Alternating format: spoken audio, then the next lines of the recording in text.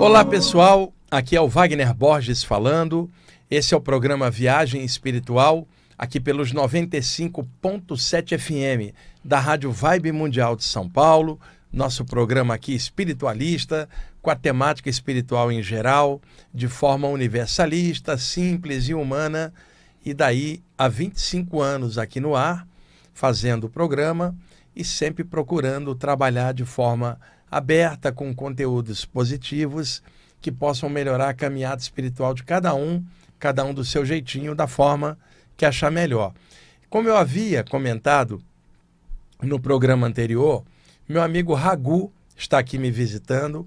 Ele mora no Rio, no bairro do Andaraí, e ele estava em Curitiba a trabalho, e aí passou aqui em São Paulo para fazer algumas atividades, cantar mantras também. E eu o convidei aqui para o programa, ele estava assistindo aqui o último programa e ele aceitou vir hoje aqui comigo para a gente falar de mantras. Vocês já viram muitas vezes eu falar de mantras aqui, variadíssimos, mas eu quero que o Ragu dê o enfoque dele.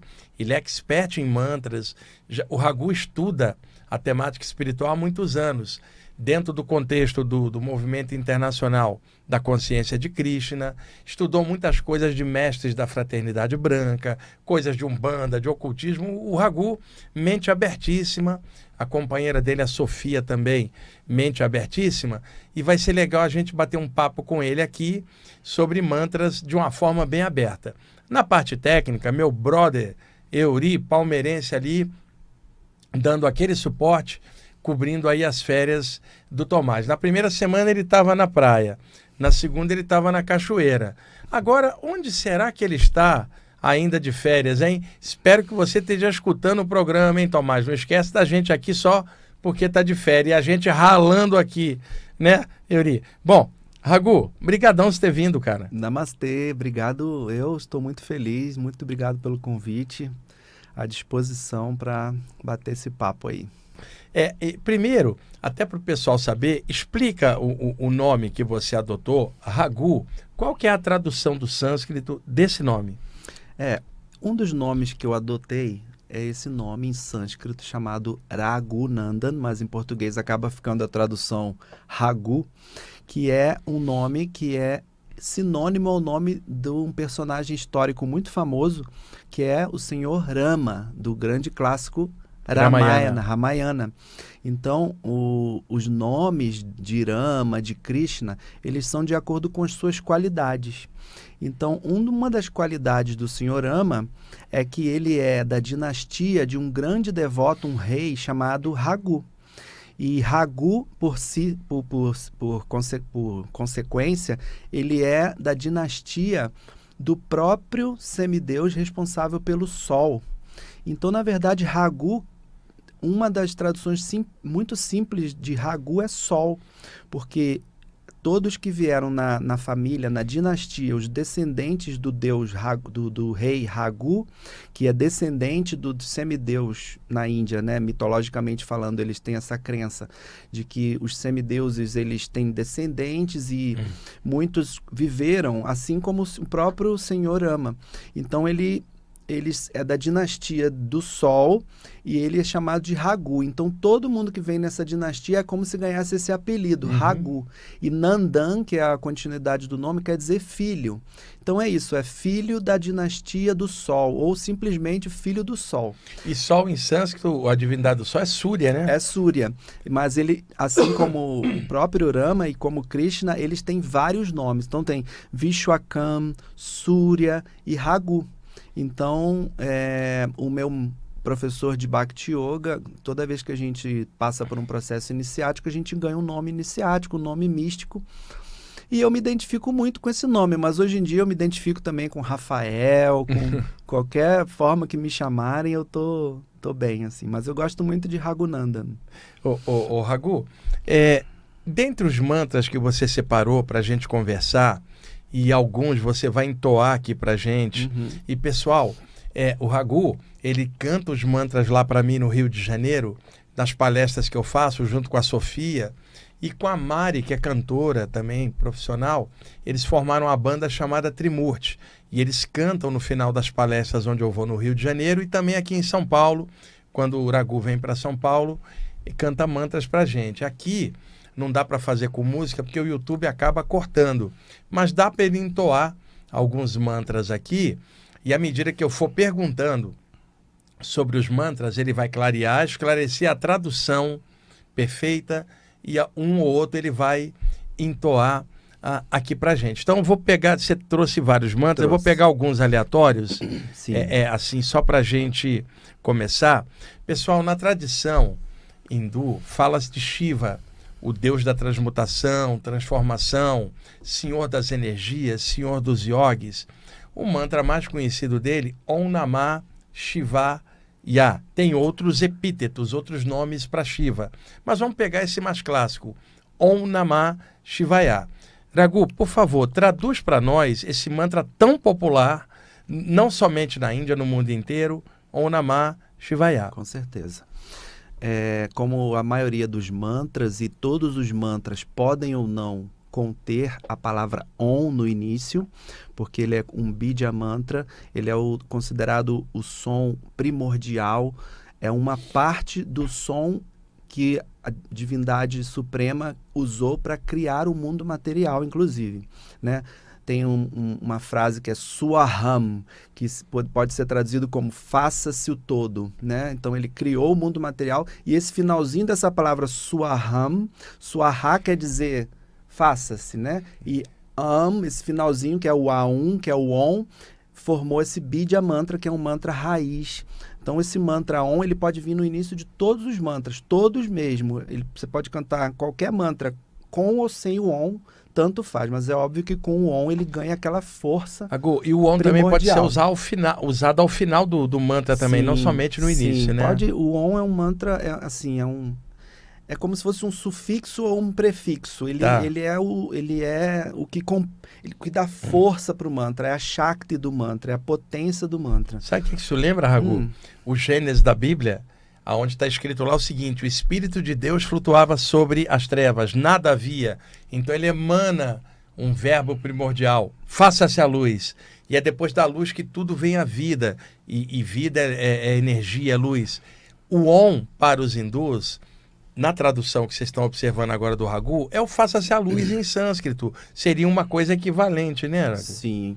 É o verbo feito carne, né? Porque o que é a carne? É a matéria. Então, quando ele falou Om, quando ele falou faça-se a luz, Fiat Lux, ele, através do semideus, segundo a tradição védica, ele usou a potência do Deus da criação material, que eles dizem que é o Senhor Brahma. Ele criou o mundo material, mas antes do mundo material ele criou o universo sutil através também do mantra Om. E aí, como o Wagner pediu, quando a gente vai entoar, por exemplo, essa energia chamada Senhor Shiva, que é uma energia de transformação, é uma energia que tem vários aspectos, mas principalmente para você transmutar algo, você pode entoar essa energia chamada Shiva. Quando a gente diz Om, que é o som primordial, Nama, que quer dizer reverência, né? De uma forma bem simples, Nama é só você dizer reverência. E Shivaya, com esse Ia no final, que se refere a uma energia mais ativa, mais masculina, né? Então você fala Om Namah Shivaya. Então você está dizendo, ó energia Shiva, eu reverencio a sua força e peço que ela me auxilie, me faça o que eu estou pedindo, né? Que é nesse sentido você pedir uma transmutação, uma transformação na sua vida. Legal. Então, você quer entoar esse? Você planejou esse? Também estava na tua lista? Sim, com certeza. É que eu comecei por ele porque ele é um bem popular, né? Claro. Muita gente pergunta. Então, dá uma palhinha para nós disso. Lembrando que tem 3 formas de você usar os mantras, né? Man quer dizer mente, Tra quer dizer transformação, limpeza. Então, quando você quer meditar no mantra, muitas vezes fica muito mais fácil do que você meditar somente numa luz ou num vazio, porque você está usando o som transcendental da potência de Deus dentro de você para agir. Então, se você acha que não tem força, mas acredita que Deus está também dentro de você, usando o mantra, você está usando esses instrumentos que foram dados naturalmente e usando o seu aparelho fonador também. Mas o mantra não precisa ser só entoado. Uma forma mais simples de fazer o mantra é mentalmente. Outra é balbuciado e outra é entoado, quer dizer, em voz razoavelmente audível ou cantado. Então, o mantra Om Namah Shivaya, você não precisa cantar ele, você não precisa ser cantor para você entoar, você simplesmente diz Om Namah Shivaya. E o mantra, a característica dele é que quanto mais você repete, mais, por isso que as pessoas cantam ele num rosário ou repetidamente durante meia hora, 1 hora, para que essa energia vá formando um momento energético na sua aura, em volta de você, e isso vai causando o efeito que você quer. Então você fala simplesmente de olhos fechados, abertos, como você se sentir confortável, de preferência, como Wagner às vezes diz, sempre no mesmo lugar dentro da sua casa, para você ir criando um lugar onde aquela energia já vai estar ali concentrada, né? Então você vai para aquele lugar e diz Om Namah Shivaya, Om Namah Shivaya. E você pode usar, ao mesmo tempo que você está entoando, você não precisa só prestar atenção no fonema. Vai fazendo imagens com a sua cabeça do que você quer. Vai pensando ou na figura do Senhor Shiva, ou na solução dos problemas que você quer. Obviamente, ninguém vai resolver seus problemas por você, mas eles vão dar aquela energia necessária para que você entenda como que a coisa pode ser resolvida na sua vida. E pessoal, quando se repete um mantra, seja ele verbalizado ou mentalizado dentro dos chakras, como a pessoa quiser, a prática de repetição de um mantra em sânscrito é chamada japa, que é a repetição de um mantra. Alguém que usa um rosário e vai contando, né, à medida que vai fazendo a repetição, que é japa, o rosário em sânscrito é mala. Então daí a prática de japa mala, né? Japa é a repetição de um mantra. O rosário é que é chamado mala. Eu às vezes vejo gente com um mala e fala assim, olha aqui o japa mala. Não é o japa, isso é o mala. Japa é a repetição do mantra. Se você usa o mala, você fala japa mala, mas pode existir o japa, que é a repetição de um mantra sem ficar contando nas contas do mala, que é o rosário. Tanto né? que na Índia, mala quer dizer cordão. Então não precisa ter um rosário, é um mala, mas um cordão, qualquer cordão que você use, é considerado um mala. Tudo que tem contas é chamado de mala. Mala quer dizer contas. Então as contas juntas formam um cordão, né? Então o rosário também, tem gente que usa o rosário como um cordão. Tá. Você separou vários mantras, sugere alguns aqui para nós. Vamos lá. Bom, a gente puxou já o Om, que está dentro do Om Namah Shivaya, então já economizou um tempinho. Outro mantra famoso que tem o Om também, todo mundo canta e virou pop, porque ele é muito famoso e o budismo está divulgado, é famoso no mundo inteiro, é o Om Mani Padme Hum, que tem um significado muito simples, né? E esse embora as sílabas sejam em sânscrito, Sim. Ele se popularizou mais no budismo tibetano e daí se propagou para o mundo, né? Sim, porque o próprio Buda mais famoso que existe, que é Siddhartha Gautama, ele era indiano. Tudo bem que naquela época a Índia era muito maior do que hoje. E, inclusive, de repente, até alguma parte chegando no Tibete ali ainda era Índia, né? Então, quando ele começou a ensinar, ele não começou a ensinar em tibetano, ele começou a ensinar em sânscrito. Então, Om Mani Padme Hum é que você desabroche a lótus do seu coração, né? Padme é lótus, e quando você entoa, você pode imaginar essa abertura que acontece quando você se abre para essa energia divina, né? O Wagner tem uma explicação um pouco melhor, mais desenvolvida do Om Mani Padme Hum, mas se você não consegue entender transcendentalmente no início as explicações, faça imagens simples. Om Mani Padme Hum, entoado, né? Om Mani Padme Hum, Om Mani Padme Hum, que o meu coração se transforme numa lótus e desabroche para que as energias espirituais adentrem, né? Esse mantra, pessoal, ele tem suas sílabas em sânscrito. Om, ele já explicou, a vibração do todo que está em tudo. Mani é joia, é uma metáfora, aquela joia que mora no centro do lótus do coração. Se tivermos uma joia dentro de uma flor em botão, você não verá a joia, porque as pétalas estão fechadas. Pelo poder da compaixão, as pétalas se abrem e o brilho da joia se torna evidente que é Hum. Então a tradução literal de Om Mani Padme Hum é salve a joia no lótus. É uma metáfora, é claro. Acontece que no Tibete, esse mantra foi associado ao Bodhisattva da compaixão, chamado lá de Cherenzi, e em sânscrito Avalokitesvara, no Japão, Kanon. Então, o mantra Om Mani Padme Hum, ele tem suas sílabas em sânscrito, mas ele alcança uma fama maior quando os monges budistas tibetanos começam a cantar este mantra e associá-lo ao Bodhisattva da compaixão. Tempos depois é que esse mantra, chegando na China, os budistas chineses associaram com a deusa Kuan Yin. E aí ficou essa história, o Raghu, de que o Om Mani Padme Hum seria da deusa Kuan Yin, a deusa da compaixão. Gente, o mantra é anterior e as palavras são em sânscrito. Kuan Yin era chinesa. E aí tivemos imigrações grandes de japoneses e chineses para as Américas, e aí eles trouxeram informação de que o Om Mani Padme Hum era da deusa Kuan Yin, e aí nas Américas, principalmente no Brasil, passou-se a dizer que Kuan Yin e Om Mani Padme Hum tinha tudo a ver. Não. O mantra é anterior ao culto a Kuan Yin, podem pesquisar, está associado ao Bodhisattva da compaixão chamado Cherenzi no Tibete, ou Avalokitesvara. Na Índia, eu sempre brinco com meus alunos, Kuan Yin era chinesa, não falava sânscrito, o mantra vem do sânscrito. Daí houve essa espécie de superposição do mantra com o culto da Kuan Yin. Raghu, seria igual um cristão falando, se a compaixão é da Maria, e associar Om Mani Padme Hum a Maria.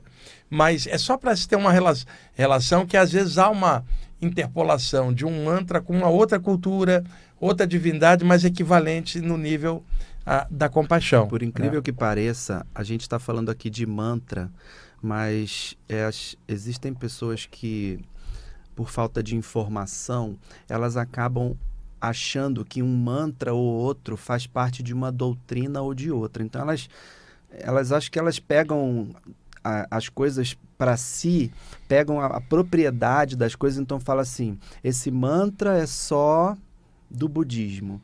Se você é hindu e canta esse mantra, tem gente que pensa até assim, você corre até um perigo, porque você vai perder sua identidade espiritual e vai se fundir na energia isso, né? do todo.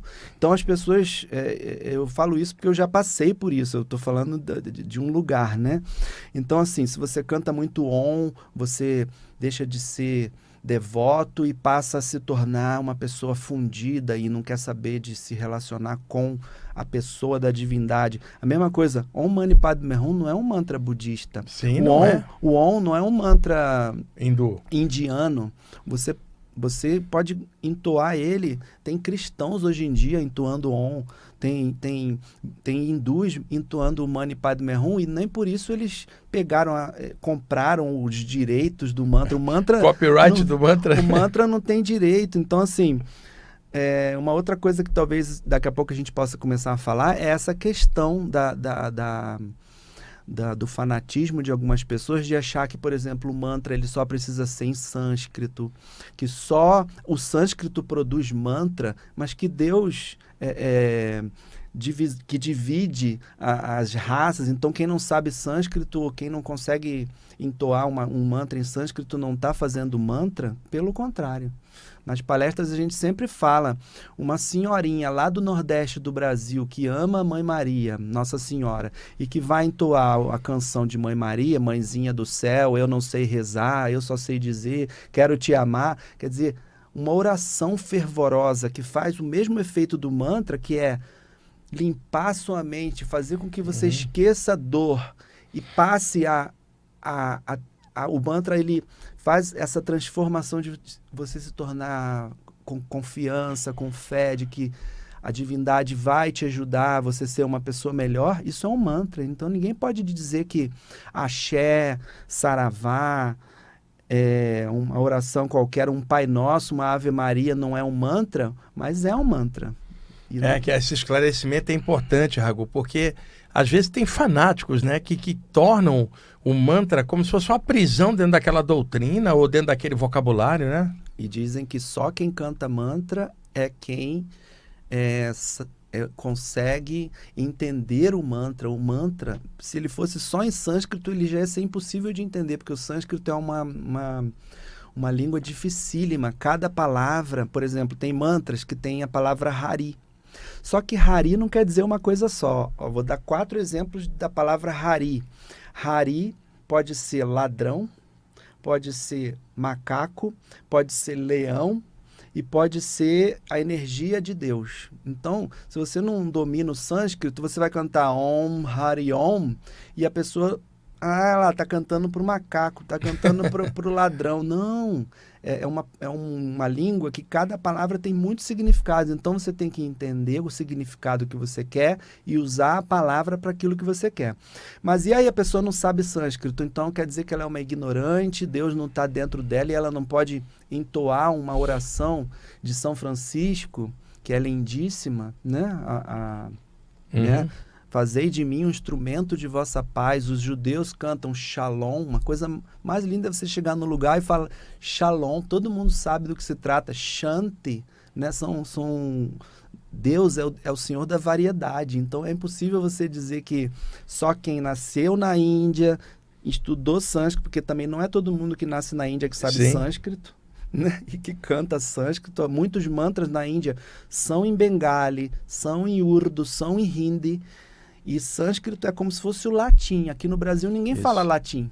Então, lá na Índia também ninguém fala sânscrito. Aí os super eruditos que estudaram sânscrito e se acham às vezes melhor que os outros, falam e cantam em sânscrito, e entoam em sânscrito, e meio que fizeram igual a igreja no começo do século, que as missas eram todas em latim e ninguém conhecia direito. É a mesma analogia que dá para fazer. Por que a missa hoje em dia na igreja católica é em português? Porque as coisas, aos poucos, o conhecimento da humanidade foi se abrindo, foi sendo, graças a Deus, levada para o mais humilde, que é, na verdade, aquele que mais percebe Deus no final das contas, né? Raghu, você citou a prece aí de Nossa Senhora. Ela é muito bonita, né? Você lembra, assim, de cabeça ela inteira, que você pudesse aqui entoar para nós? Eu posso procurar aqui rapidinho, mas ela é assim: Mãezinha do céu, eu não sei rezar. Tem até aqui já, pronto. Mãezinha do céu, eu não sei rezar, eu só sei dizer, eu quero te amar. Azul é seu manto, branco é seu véu. Mãezinha, eu quero te ver lá no céu. Quer dizer, quem trabalha com viagem astral, quem trabalha, né, e vai para o céu todo dia, na hora que dorme, mãezinha, eu quero te ver lá no céu. Ele está falando, não quero te ver aqui na minha frente, eu quero te ver no céu. Não é só quando eu morrer, é a todo momento. Por quê? Porque você é uma energia maternal e eu preciso que Deus se manifeste para mim nesse momento como uma mãe. Não é a mãe Maria, mãe de Jesus, é aquela energia que está em Quaim, a energia que está em Parvati, em Radha, em Iemanjá. É uma energia que acalenta, a energia do afago. Então, eu não sei rezar, né? Eu não sei cantar mantra, a gente está falando aqui, né? Eu não sei sânscrito. Eu só sei dizer o quê? Que eu quero te amar, falar desse amor que eu sinto pela minha mãe e que eu sinto dela, né? Aí ele fala, azul é seu manto, branco é seu véu, né? Falando das cores que podem ajudar nessa conexão, e por acaso é a cor de Maria. E eu quero te ver lá no céu, tá? Mas não espera morrer para ver ela, não. Pode ver todo dia, toda noite. Já estamos em cima do hora. Você viu? Nós não falamos quase nada. Esse cara adiantou o relógio, não adiantou? Palmeirense. Raghu, ele incorporou o Tomás, que ele tá fazendo isso. Tomás ele relaxa lá onde ele está, sai do corpo, vem aqui, intui o Ori para adiantar o relógio. Você viu como passa rápido, Raghu? Não falamos quase rápido, nada, rapaz.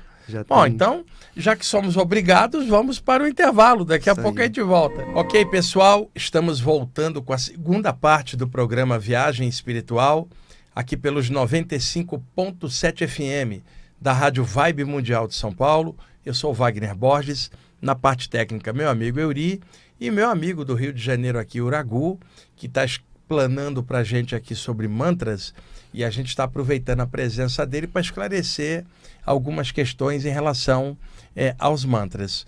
E eu vou pedir ao Uragu aqui para explicar vários outros mantras para a gente ter essa variação de culturas diferentes, inclusive, tá? Uragu, os mantras de Rama, por exemplo, na tradição hindu, Rama associado a Hari, a Vishnu, o amor universal, né? Daí você canta Hare Rama, Hare Krishna, associando Hari à vibração de amor e regeneração universal. Então, Rama tem vários mantras, né? Qual é, assim, o principal mantra do Rama que você possa entoar para nós e explicar? Então, entendeu-se com o tempo que a palavra Rama, ela só significava a energia do Senhor Rama, que foi um rei da Índia de alguns milhares de anos atrás e que foi o personagem principal do épico Ramayana. Mas, como eu falei no bloco anterior, a palavra Rama, ela quer dizer simplesmente a felicidade, ela quer dizer alegria. Então, ele está presente, essa palavra, em vários mantras, tá?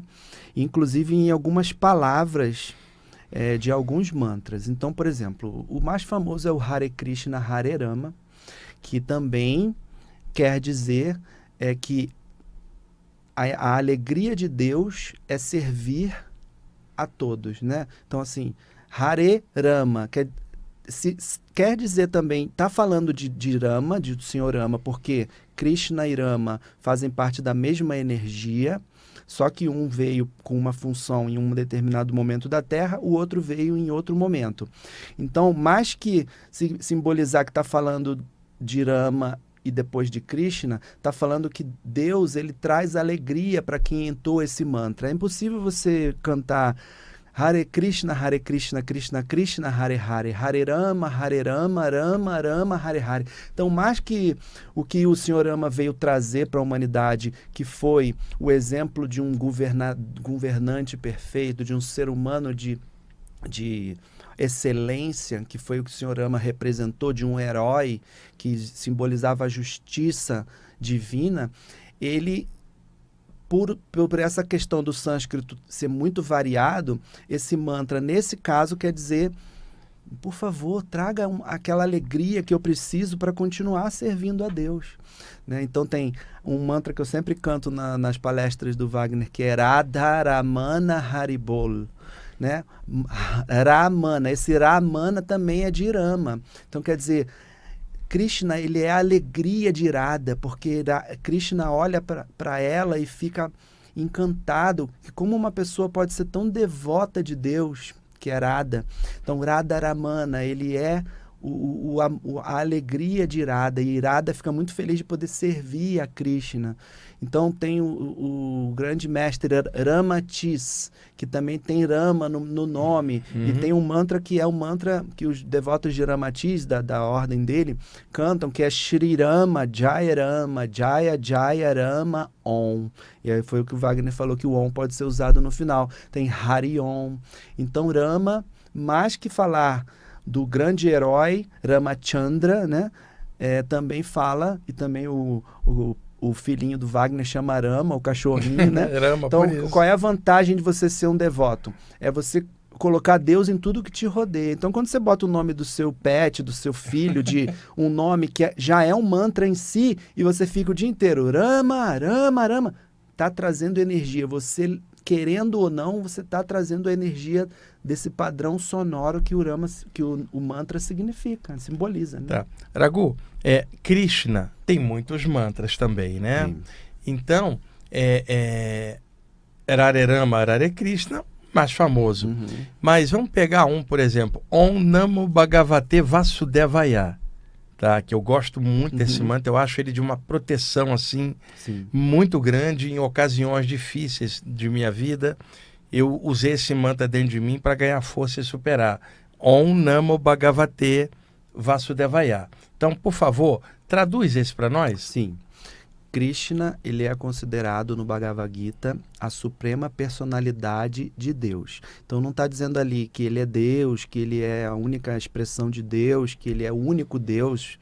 Ele é uma das expressões de Deus, a suprema pessoa. Então, por exemplo, é como se dissesse, tá, Deus é uma energia, mas e se ele fosse também um cara super brincalhão, um cara super amoroso e bonito, que toca uma flauta e brinca? Então é o Deus da alegria, é o Deus brincalhão. Mas por ele ter essa personalidade tão ampla, ele não é uma coisa só. No próprio Bhagavad Gita fala que que Krishna, ele se manifesta em milhares de formas e também na não forma e também na fagulha dentro do nosso coração. E por ele ser Deus e ser o Senhor da variedade também, ele tem tantos nomes quanto as suas qualidades. Então, em sânscrito, os nomes das pessoas são de acordo com as suas qualidades. Então, os nomes de Krishna é Krishna, Hari, Govinda, Gopala, Vasudeva. Por que ele é Vasudeva? Porque o nome do pai dele, quando ele veio para o mundo material, era Vasudeva. E em sânscrito, a última palavra, a última letra, geralmente é acentuada quando tem uma significação de posse. Então, Vasudeva quer dizer que ele é o filho de Vasudeva, ele pertence a Vasudeva. Para você lembrar dele como filho de Vasudeva, então você chama ele de Vasudeva. Então, tem Vasudeva, que é o pai de Krishna, e Vasudeva, que é aquele que é o filho de Vasudeva. Então, um dos nomes muito poderosos de Krishna é Vasudeva.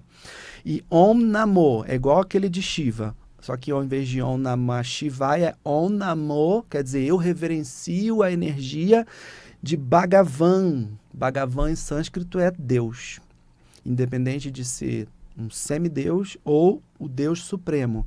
Tanto que eles chamam Surya Bhagavan, eles chamam o Sol como um ser que é tão poderoso que é como se fosse o próprio Deus, porque sem o Sol a gente não viveria. Então eles chamam Surya Bhagavan, Shiva Bhagavan, até Ganesha Bhagavan, mas o supremo Bhagavan seria Vasudeva, seria Krishna. Então, Om Namo Bhagavate Vasudevaya, lembra do sufixo Aya, que é a energia masculina? Então, eu reverencio o Senhor Krishna, que é o próprio filho de Vasudeva, que nasceu no mundo material como um avatar para dar esse exemplo e para trazer a energia primordial do Om, de Deus. Então, Bhagavate Vasudevaya. Bhagavate é a mesma raiz da palavra Bhagavad Gita, né, do Srimad Bhagavatam, que são tratados de conhecimento acerca de quem é Deus. A gente acha que não existe, nunca tentaram explicar Deus, mas há 5.000 anos já se tenta explicar Deus, e depois vieram as outras escolas que também continuam. No Livro dos Espíritos tem que é Deus, né? Eu adoro essa frase. Primeira pergunta do Livro dos Espíritos é o que é Deus, né? Quem é Deus? Eles falam que é Deus, né? Porque se você está no mundo material, você vai ter uma impressão de que não existe só isso aqui.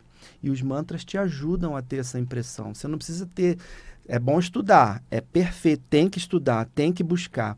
Mas se você não tem tanta facilidade, os yogis descobriram que entoando o mantra, muitas vezes, você desperta sabedorias de outros momentos seus. Então, o mantra ele te ajuda nesse sentido também, a obter conhecimento mesmo. Ô, Raghu, tem os mantras também ligados ao aspecto da Mãe Divina, em suas várias características, Sarasvati, Lakshmi, Parvati e as divindades associadas à Mãe Divina, como um sagrado feminino, à moda hindu, vamos chamar assim. Então, tem mantras relativos às mães divinas. Tem algum deles que você selecionou aí? Olha, relativo a esse aspecto Mãe Divina? Sim. É dito que, eu estou lembrando até de uma música católica, que tem uma frase que assim, todas as mulheres são a própria mãe de Deus, né? Então, quem instituiu que Deus é um homem, talvez estivesse querendo forçar a barra e dizer que só a energia masculina é importante, mas a mulher, ela é tão completa que ela não precisa ser só esposa, ela não precisa ser só filha, ela tem inúmeras qualidades. E a Mãe Divina, e eu tenho muito carinho pela Mãe Divina, porque eu sou um discípulo de Yogananda, ele trazia no Kriya Yoga essa energia de você tentar entrar em contato com essa questão da mãe que te afaga, mas que não mas que te joga no mundo para você aprender. A mãe correta, que ensina. Então, quando você canta um mantra para a mãe, que em sânscrito quer dizer ma ou mai, você está invocando essa questão.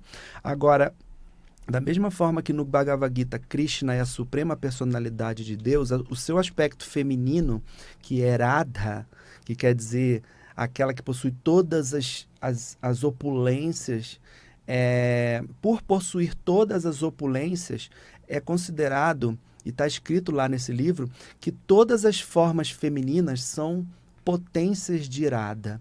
Então é como se Radha fosse a mãe divina original e dela viesse Lakshmi, viesse Parvati, viesse todas as esposas dos semideuses, que são os lados femininos da energia divina, e tudo que quer dizer feminino no mundo, inclusive as pessoas que vêm num corpo feminino, porque a alma não tem sexo, mas os corpos, eles são femininos. Então tudo que explicita essa energia do feminino, que é geração, potência, sabedoria, né? A deusa Lakshmi, a deusa da riqueza, quer dizer, não é Vishnu que é deusa da riqueza, Deus da riqueza, é Lakshmi. Então, tudo que é da abundância, e tem todos os mantras que falam Hare, ou Hara, ou Radha, eles são mantras do aspecto feminino. Agora, um mantra que inclua o nome de uma potência feminina, como Kwain, como Nossa Senhora, ele também chama esse lado feminino dos mantras. No Egito, provavelmente, tinham mantras sobre a deusa Íris, né? Isis, tinha um monte. Perdão. Então, não é difícil você encontrar um mantra em qualquer língua que traga essa energia feminina, né? Que então, isso aqui, pessoal, para complementar, é que culturalmente, se uma sociedade ou cultura está ligada ao aspecto, por exemplo, paternal, né, patriarcal, vai falar pai divino, pai celestial. Contudo, se a sociedade está dentro de um contexto maternal do divino, matriarcal, você vai falar mãe divina.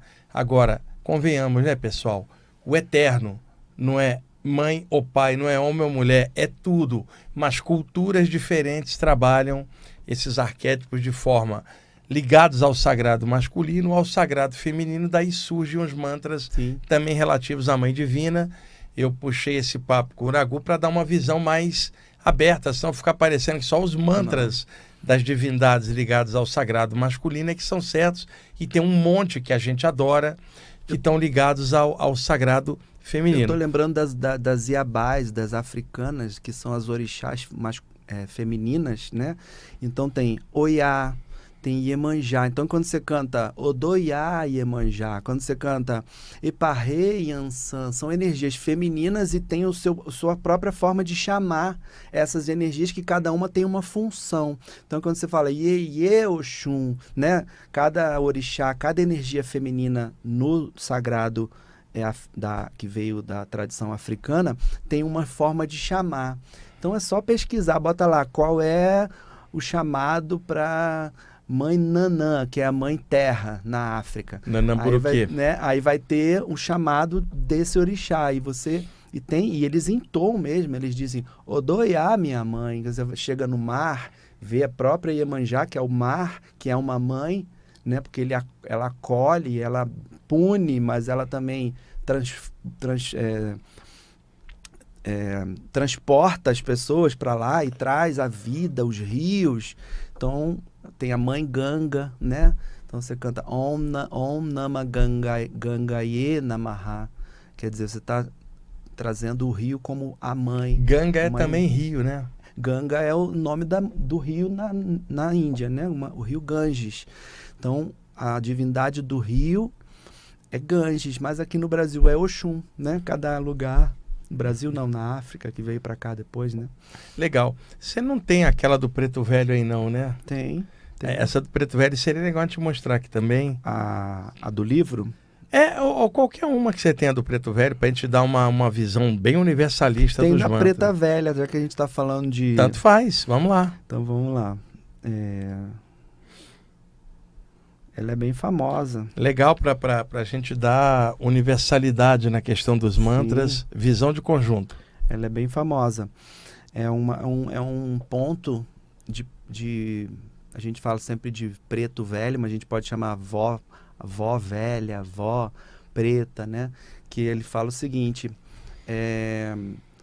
Maria Redonda é o nome da avó.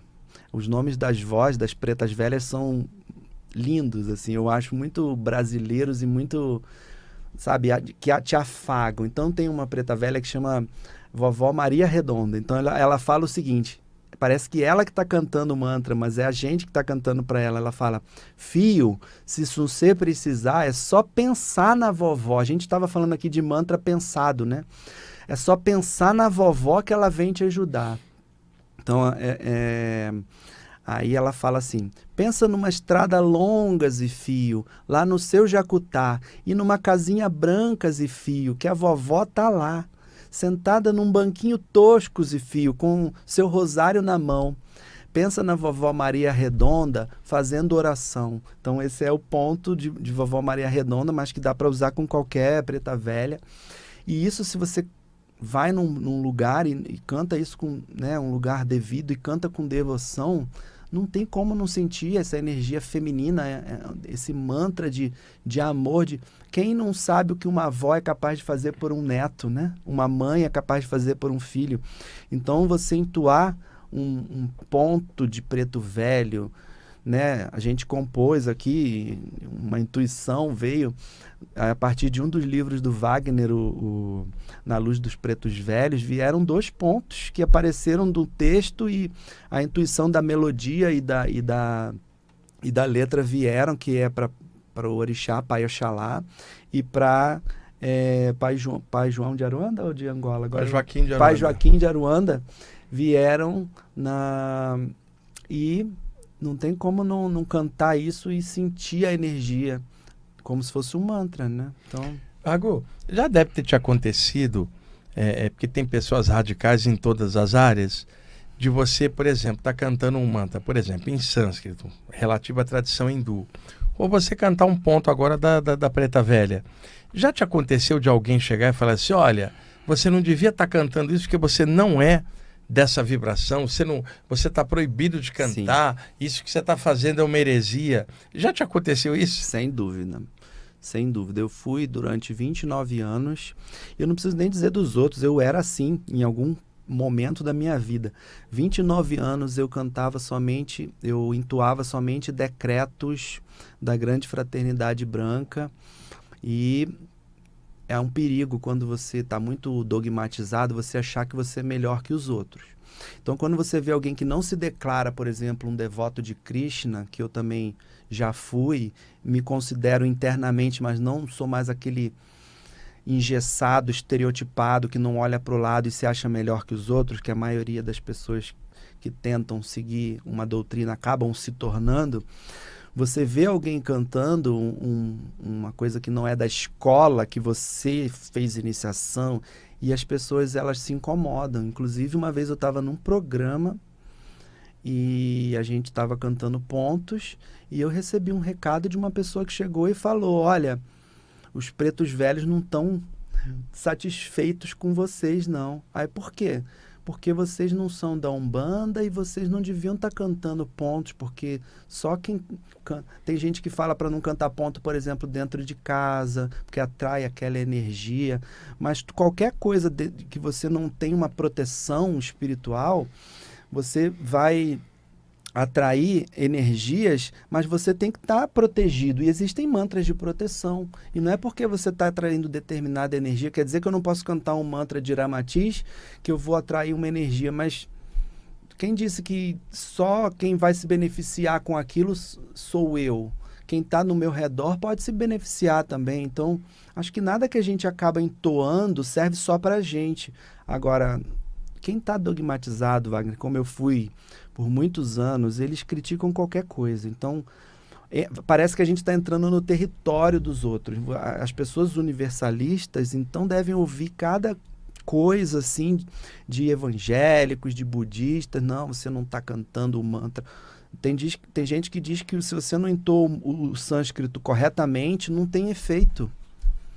Quer dizer, como se fosse um código que você está acessando, mas o mantra está dentro do coração. Se você vê só o material, tudo vai estar errado para os outros, e se você só pensa no que os outros estão errados, você vai estar sempre vendo o erro nos outros, né? O lance então, mais é de energia, né? Que energia que está sendo evocada ali, não se a pessoa é dessa linha ou daquela. Agora, finalmente, assim, depois de uns anos para cá, o Wagner falou, né? Eu me abri, mas não quer dizer que eu sou, como muita gente fala, e muita gente fala isso dos universalistas, inclusive, são pessoas perdidas, que estão em vários barcos ao mesmo tempo. Perdida? Você está achado porque você tem visão de conjunto, não está lacrado numa área só. Exatamente, mas fica dizendo que a pessoa não segue um caminho só. Não é assim, né? Ô, Ragu, você tá com projeta conteúdo também no Instagram, né? Sim. Deixa o endereço do seu Instagram para quem quiser conhecer melhor seu trabalho. Com certeza. O meu Instagram é Ragu, RAGHU, música de conexão. Tudo junto, sem o tio.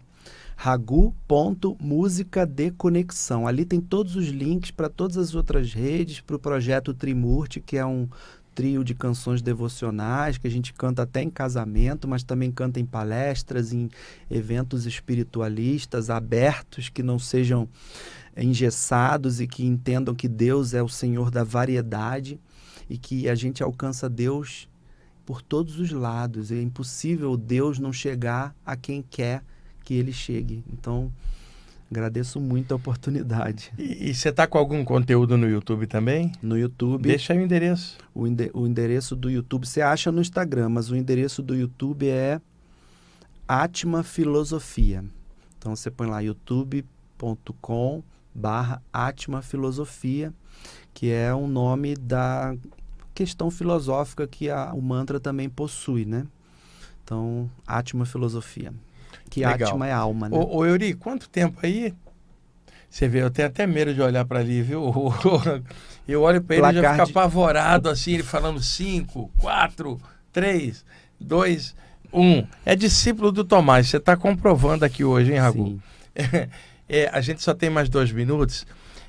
Cita mais algum desses mantras aí, mais curtinho, que você possa explicar.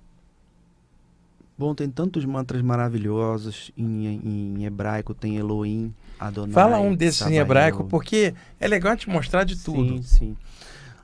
Assim como o sânscrito, o hebraico é formado de nomes de Deus. As próprias sílabas, os próprios caracteres são os próprios nomes de Deus, e existem inúmeros nomes de Deus, apesar de algumas pessoas dizerem que eles não pronunciam o nome de Deus. Eles não pronunciam um nome de Deus, mas pronunciam vários. Então tem Adonai, Elohim, Sabaoth, Yud-Ve, Vov-He.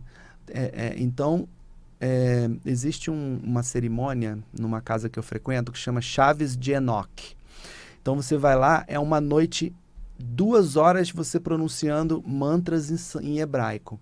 Então, você sai de lá energizado de uma forma, e, por exemplo, até a grande fraternidade branca, que parece ser um conhecimento muito moderno, que surgiu há pouquíssimo tempo, bebe completamente da Kabbalah, bebe completamente desses mantras hebraicos, porque eles dizem, por exemplo, que o eu sou, que também é um mantra, em inglês tem seria I am. I am. E eu sou em hebraico, que não existe eu sou no presente em hebraico, é sempre no passado, né? Então, aliás, no futuro, eu serei.